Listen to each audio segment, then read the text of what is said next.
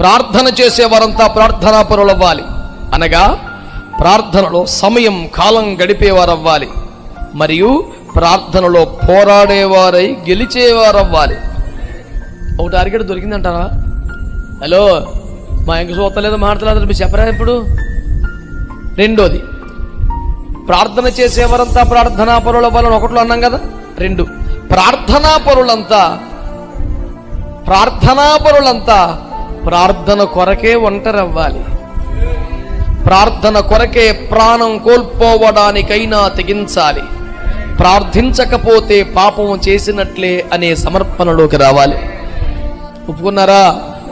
మూడోది, మరి ప్రార్థనాపరులంతా ఒక్కటవ్వాలనుకున్నాం కదా, ప్రార్థనాపరులంతా ఒక్కటవ్వాలన్నాం కదా, వారి ద్వారా సేవకులంతా ఒక్కటవ్వాలి. తద్వారా కులం, ప్రాంతం, సంఘం, డినామినేషన్ భేదాలు పోవాలి. తద్వారా క్రైస్తవులంతా ఒక్కటైపోయి దేవుని రాజ్యం కొరకు ప్రయాసపడాలి. నెక్స్ట్, ప్రార్థించే వారి బంధకములు తెగిపోవాలి. ప్రార్థనలో వారు పరవశమైపోవాలి. ముఖరూపం మారిపోవాలి. మహిమతో ప్రకాశించాలి. ఓకేనా? నెక్స్ట్ 5, ప్రార్థించే వారిని దేవుడే సిఫారసు చెయ్యాలి. ప్రార్థించు వారిని రాజులే శరణు వేడాలి. చివరిగా 6వది, ప్రార్థించువారు ప్రకృతిని, సృష్టిని శాసించగలగాలి.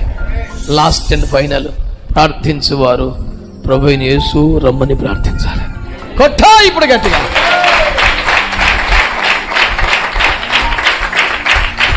ఏడు కొంతకాలంగా పొగుతున్నాను, దాని మీదే ఉన్నాను. మీకు ఇచ్చేసాను. ఇక మీరు ఆ పని మీద ఉండండి. అల్టిమేట్ టార్గెట్కు ధూమస్తంభములాగా మారిపోదాం.